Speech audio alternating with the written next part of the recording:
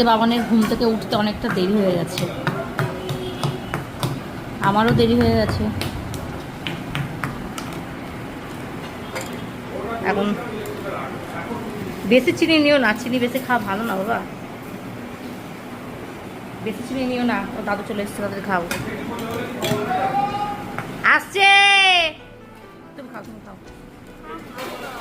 হুম,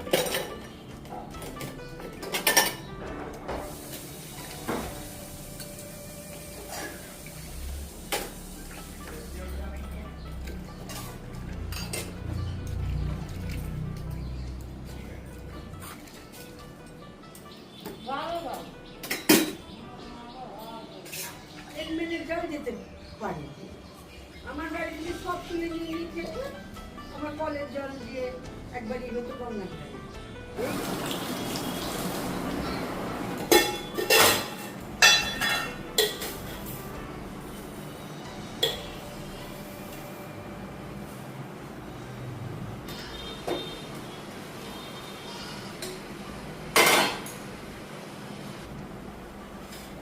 এরকম ওয়েদার করে থাকলে কত সুন্দর হয়।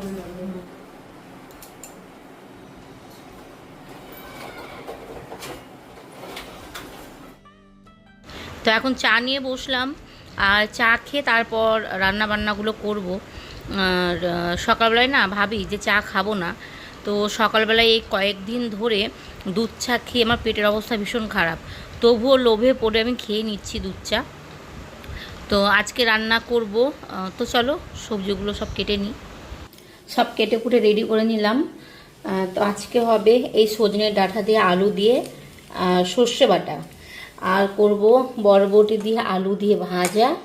আর এখানে সমস্ত সবজি কেটে নিয়েছি, একটু একটু করেই সমস্ত সবজি ছিল ফ্রিজে। তো এটাতে একটা ঘ্যাট তরকারি করবো, আর তার সাথে করবো বাটা মাছ। তো মাছগুলো এখনও বানানো হয়নি, মাছগুলো একটু বানাবো। আর এখানে যে ভাত হচ্ছে, বাটা মাছের করব সর্ষে পোস্ত। আর ঝোল ভালো লাগে না, মানে ভালো লাগে না বলবো না, পাতলা করে ঝোল করি সেটাও পছন্দ করে, কিন্তু আমার বেশি ভালো লাগে তোমার এই যে সর্ষে পোস্ত দিয়ে যেটা করি সেটা। তো প্রথমে দেখো মাছগুলো কিন্তু আমি নুন আর হলুদ দিয়ে কড়া করে ভেজে নিয়েছি, আর এর মধ্যে রয়েছে সর্ষে পোস্ত আর কাঁচা লঙ্কা। তো ওটাকে আমি ছেঁকে দিলাম, নইলে সর্ষার যে খোসাগুলো থাকে তো ওটা পেটে গেলে সমস্যা হতে পারে। এমনিতে আমার বরের হাজার সমস্যা পেটে, তো অনেক মানে চিন্তা ভাবনা করে রান্নাগুলো করি। আর এইদিকে দিয়ে দিলাম একটা ছোট্ট টমেটো, নুন হলুদ। তো দেখো একদম পুরো তেলগুলো ভেসে উঠেছে ওপরে, মানে মশলাটা আমার কষানো হয়ে গেছে। আর দিয়ে দিলাম এখন একটু জল, যখন ঝোলটা ফুটে যাবে দিয়ে দেবো মাছগুলো। আর একটা ওভেনে ওই সাইডে ভাজা হচ্ছে আলু দিয়ে বরবটি দিয়ে ভাজা। আর আমার শ্বশুর একটু শাক সবজি এগুলো খেতে ভালোবাসে, আর আমার বরের একটু মাছ বা মাংস আর কিছু একটা দিলেই ওর খাওয়া হয়ে যায়, বা মাছ মাংস হলে একটু লেবু টেবু দিলেও খেয়ে নেয়। কিন্তু আমার শ্বশুর একটু সবজি লাগে, আর আমারও একটু সবজি বেশি পছন্দ। তো দেখো রান্না হয়ে গেছে, এই যে বাটা মাছের সর্ষে পোস্ত করলাম, সজনে ডাঁটা দিয়ে আলু দিয়ে সর্ষে বাটা করেছি, ভাত আর যে আলু দিয়ে বরবটি দিয়ে ভাজা। তো এখন পুজো দিব, তো সকালবেলা মাসি মুছে দিয়ে গেছে মনে হচ্ছে। দেখো কত, সরি পুজোটা দেওয়া হয়ে গেছে, পুজো দিয়ে তারপরে আয়নার সামনেটা একটু গুছিয়ে নিচ্ছি। তো আমার ছেলে যখন স্কুলে যায় না, এই খাট দিয়ে আয়নার এই সামনে এখানে খুবই ছড়িয়ে ছিটিয়ে দিয়ে যায়।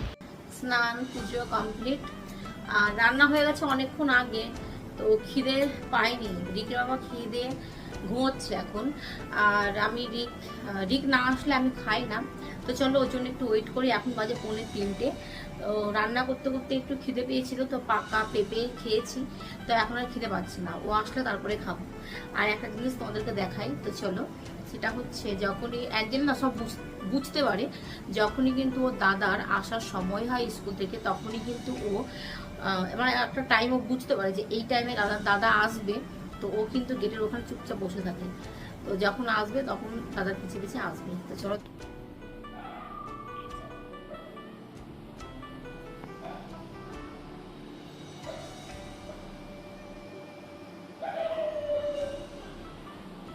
কিরে দাদার জন্য বসে আছিস? দাদা আসবে, চল ভাত খাবি তো? খাইনি এখনো। চিকেন ভাত সব রেডি করে রেখে দিয়েছি, চলো খেয়ে নাও। যে অ্যাঞ্জেলের চিকেনটা সেদ্ধ করেছি, তো রান্নাঘরটার এখনো কিছু পরিষ্কার করা হয়নি, পরিষ্কার করব পরে। তো চলো ওকে ভাত দিয়ে দিই। চলে এসছে আর দাঁড়িয়ে পড়েছে, এখানে শুয়েছিল। তো দাদা এসছে এসছে, চল চল।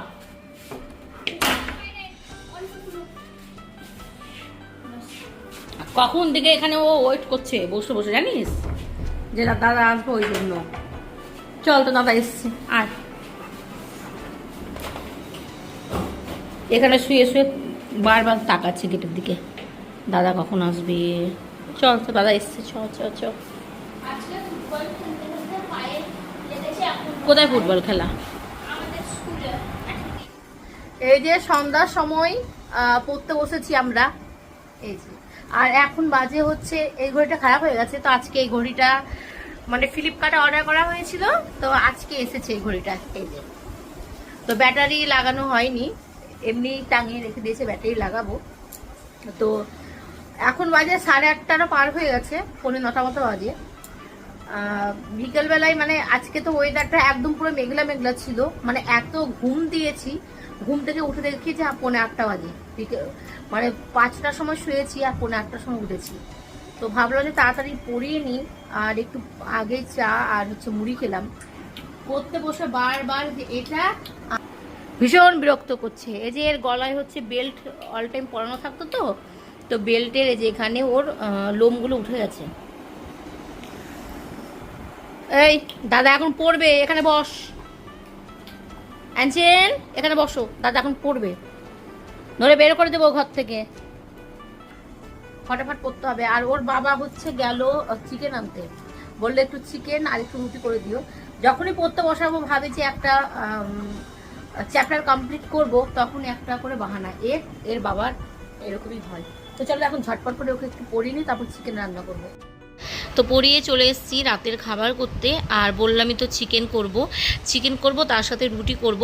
তো যখনই আমি রুটি দিয়ে খাওয়ার মতো চিকেন রান্না করি, তখন কিন্তু পেঁয়াজটা আমি কুচিয়ে দিই না, একদম পুরো আদা পেঁয়াজ রসুন কাঁচা লঙ্কা মানে সব কিছু ডাস্ট করে নিয়ে তারপরে এর মধ্যে দিয়ে দিই। আর তারপরে দিয়ে দিলাম গুঁড়ো মশলাগুলো, একটু নুন আর অলিভ অয়েল দিয়ে করব, যেহেতু বর অলিভ অয়েলই খায়, সরষের তেল খায় না। তো একবারে পুরো মাখার, আর একটু টক দই দিয়েছিলাম। তো একবারে পুরো মাখিয়ে এখন গ্যাসটাকে লো করে দিয়ে বসিয়ে দেবো। আর এর মধ্যে কিন্তু আমি একটা জল দিব না যখন রান্নাটা করব, আর রুটি দিয়ে খাওয়ার মতো জল দিলে ভালো লাগে না, কষা কষা করব। তো চলো, আর এদিকে আমি রুটিটাও করে নিই। তো চলো তাহলে আজকের মতো এই পর্যন্তই, টাটা, গুড নাইট।